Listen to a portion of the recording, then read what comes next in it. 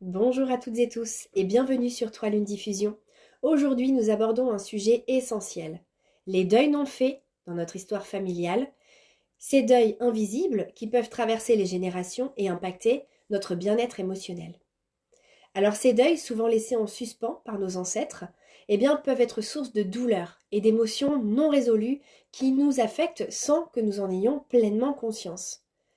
Il ne s'agit pas d'alléger ou de nier les souffrances de nos ancêtres, mais plutôt d'offrir un chemin de réconciliation. En fait, libérer ces deuils, c'est prendre soin de soi, se détacher de fardeaux émotionnels qui ne nous appartiennent pas, et ouvrir un chemin de guérison pour soi-même et pour les générations futures. Donc les deuils non faits dans le transgénérationnel, évidemment, ne nous appartiennent pas. C'est pas lié à notre histoire personnelle.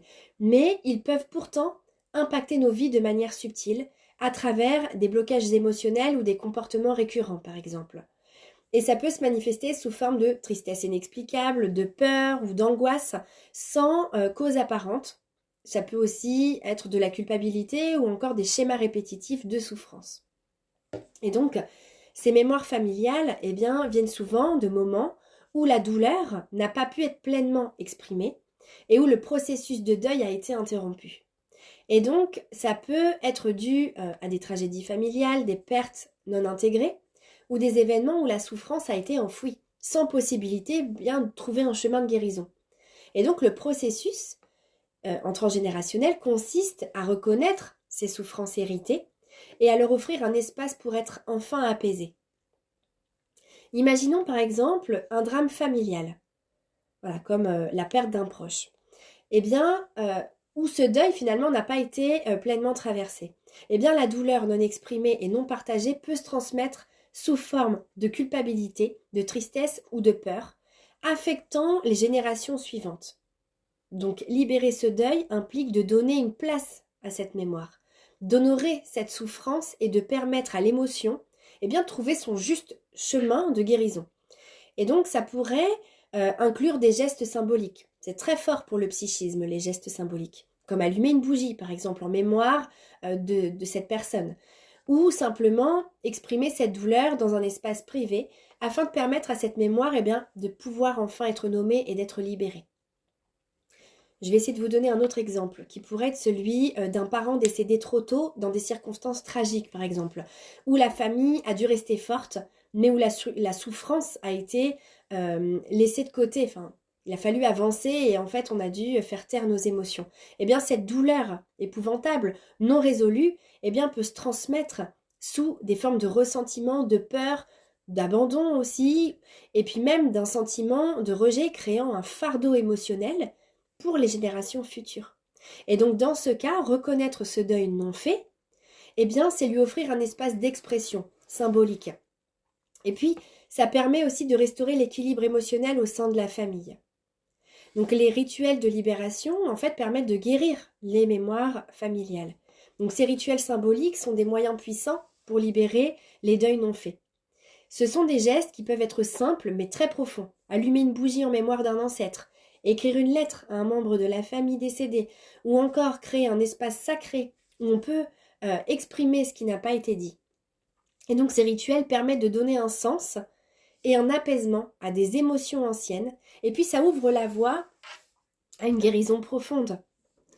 Je vous partage un exemple de rituel qui est simple et puissant que vous pouvez mettre en place chez vous. Il s'agit de créer un hôtel de guérison. Par exemple, vous prenez un espace calme où vous vous sentez en paix. Vous pouvez y placer des photos des membres de votre famille, des objets symboliques, par exemple des bougies, des fleurs, des pierres, et puis un carnet également ou des feuilles de papier. Vous allez pouvoir vous installer en silence, allumer cette bougie pour chaque ancêtre que vous souhaitez honorer, puis vous allez écrire une lettre à cet ancêtre ou à cette émotion qui est pesante, en exprimant évidemment tout ce qui n'a pas été dit, toutes ces émotions non dites, les regrets, les souffrances, mais aussi la gratitude pour ce qui a été vécu. Cette lettre peut être lue à voix haute ou simplement gardée pour soi. Il faut vraiment faire ce qui nous parle. Il faut être à l'aise pour faire ce rituel. Ensuite, vous pouvez choisir de brûler cette lettre en signe de libération évidemment en toute sécurité, ou de la conserver dans un lieu sûr, comme un geste de respect et de transformation. Encore une fois, il faut faire ce qui nous parle, ce qui nous appelle. Et donc ce rituel permet de donner une place à cette mémoire familiale et d'apporter une guérison symbolique pour les émotions transmises. Et donc, en général, ces mémoires sont des invitations à prendre soin de soi.